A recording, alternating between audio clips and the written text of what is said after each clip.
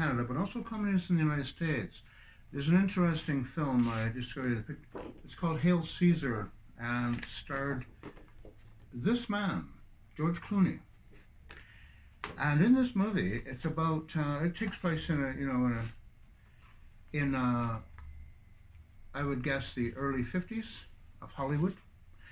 And the underlying story, it is about how they made this movie called Hail Caesar, but the underlying story is about the effect of Russian communism on Hollywood and the writers in Hollywood.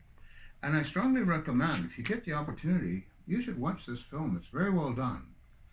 It's humorous, but it also has a serious story to tell.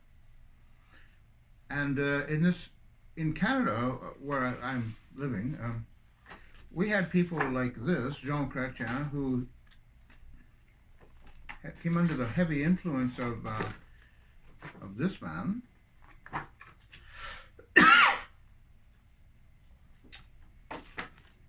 And this man used to teach communism in the University of Montreal. He traveled worldwide. His name was Joseph Philippe Pierre Yves Elliott Trudeau. He has 6 names. As a young man, he went to school in a Rolls Royce. His father was a very wealthy man. This man also inherited the family fortune, became a billionaire, I believe. He was a billionaire playboy. He really loved communism. And whenever there was a communist overthrow of a country in Central or South America, somehow this man, Pierre Trudeau, he goes by the name of Pierre, but his name is Joseph, would go to those countries and celebrate the death of democracy. And the Royal Canadian Mounted Police in Canada, they had a huge file on him.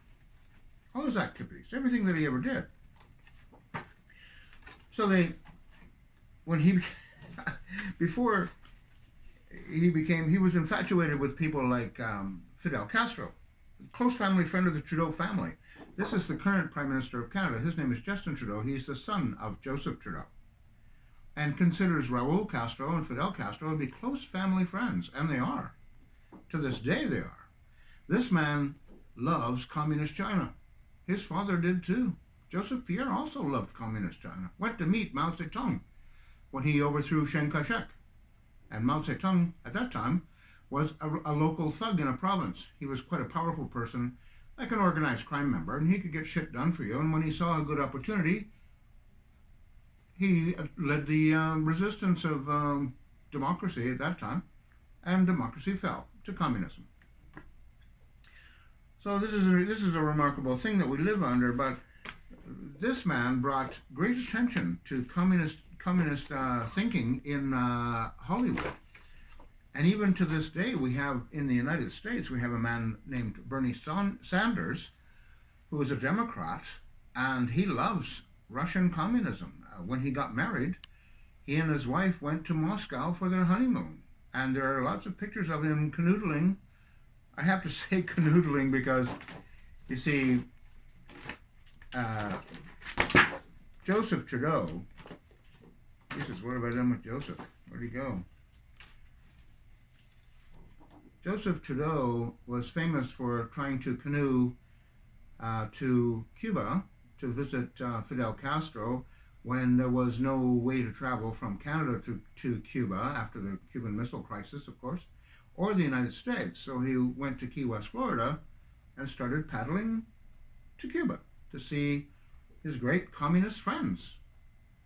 And he got picked up by the American Coast Guard. Canoe and all, dumped it right onto the deck of a huge Coast Guard vessel. This man was furious. He kept saying, Maudit American, and he gave them the finger to go, Maudit American. So he got ejected out of the United States and was barred for entry to the United States. He would never again in his life until he became Prime Minister of Canada. Then he was allowed back in the United States. But he was a great proponent of communism. He really loved it. And he's unfortunately tainted our politics in Canada. Not many people know this, but he is from the province of Quebec, which currently is not a part of Canada. Not a part of Canada because of this man. His name is René Lévesque. And what happened was when Joseph Trudeau wrote the Constitution of Canada, it had to be signed by all the premiers, of course, and they all signed except one. That, of course, was René Lévesque. So this man signed it in right of this man, who was the sitting premier of the province. And so we have a new constitution written by this man. And in fact, right now, our constitution is suspended. Suspended by his son, Justin Trudeau. There is a court case going on as we speak. Viva Fry and Mr. Barnes, United States, are talking about this. In Canada, our Constitution says we do not have to be injected by anybody or anything. We have freedom of, what did he call it? We have security of person. We have all these super rights that this man, he wrote them down, but this man gave them to the judges of Canada. He didn't give them to the people. He used to say that the people of Canada had nothing in their heads and we're a bunch of nobodies. But he liked to hang around with the Hollywood women. I'm going to do that in a follow-up. I have to be careful of the time because YouTube's got me to 10 minutes. This man does not like this man. And Barack Obama, when he was anointed in his second office, this happened on the night of the inauguration. That's the Washington Monument, and beside it is a human skull, but it used to be a UFO. And it mocked this sighting. And then it turned into, as you can see, that is a human skull. This is a demon called Nergal. Nergal very famously sat at the front gates of Jerusalem when the Babylonians sacked it and took these Jews away as slaves into Babylon. This was a momentous event. President Obama also hates this person. So does Hillary Clinton. All of these communists, I'll call them what they are. They are communists. This man we don't hear from too much anymore. And Alec Baldwin's in a little bit of a problem now. And Alec Baldwin absolutely hates this president. When I was growing up here in Canada, it was impossible to hate the president of your country. But Jesus, people like him and Nancy Pelosi, I mean, they absolutely vociferously hate them. It's really terrible how they've gotten whipped up. And in Canada, we have no law anymore. This, where the law ends, tyranny begins. We have tyranny in Canada. This article is from 2016. There are 45,000 unheard cases. I've got 4 of them. The judges will not hear them. The judges are under the direction of the government. The tyranny.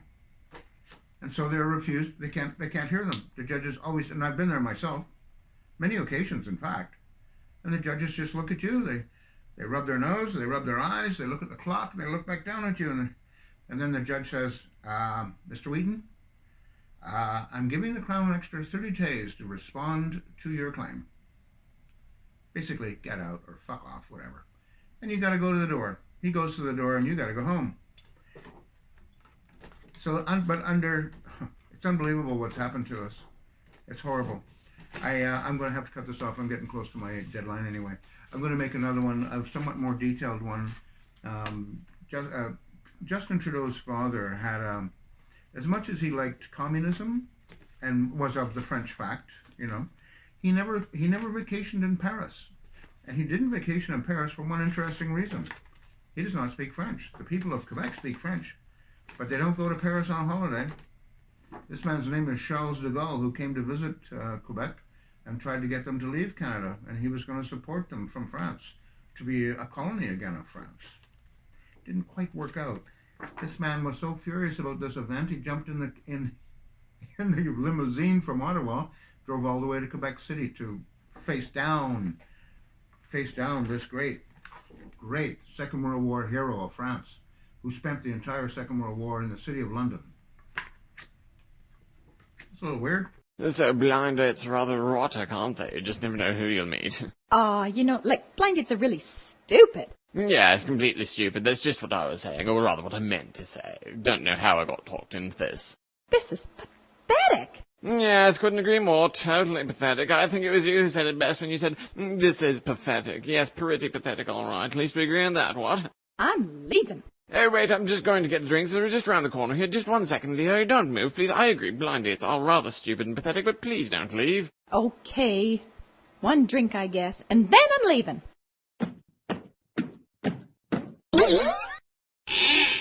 Do not tell me, for I already know. You wish to buy my special gypsy glasses. Sorry, all sold out. Actually, no, Pedro. I was rather hoping I could buy some of your special love potion. You see, I've got this rather hot date over there. I am Pedro. Let me look into your eyes. Sorry, you are too stupid. You'll never be able to remember the formula. Now fuck off, please. Oh, come on, Pedro. Give us a chance. I'll remember the formula. You know me. You have lots of brains. Please? Nope, you are far too stupid. I'll bet you can't even shit gum and chew it. Now go away. Oh, Pedro, please. I'll give you all my money. Every last cent I've got. Very well. Here is the formula. 2 drops from the red bottle, twice that from the blue bottle, half that from the green bottle, and from the purple bottle, twice as much as from the green bottle. Don't fuck it up or something very bad will happen. Oh, wait, I forgot. I switched bottles yesterday. Changed the red for the green. Okay, now fuck off.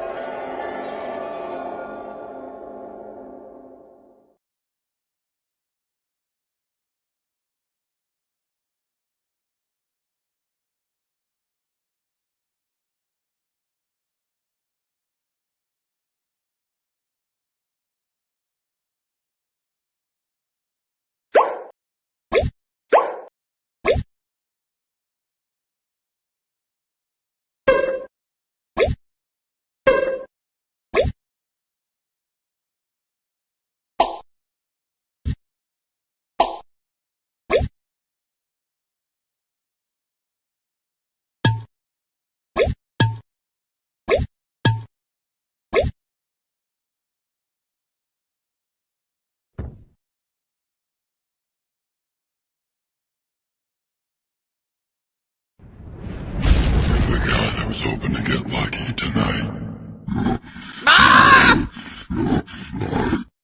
That's such a turn on hearing you scream like that. I don't know what was in that drink, but does it ever taste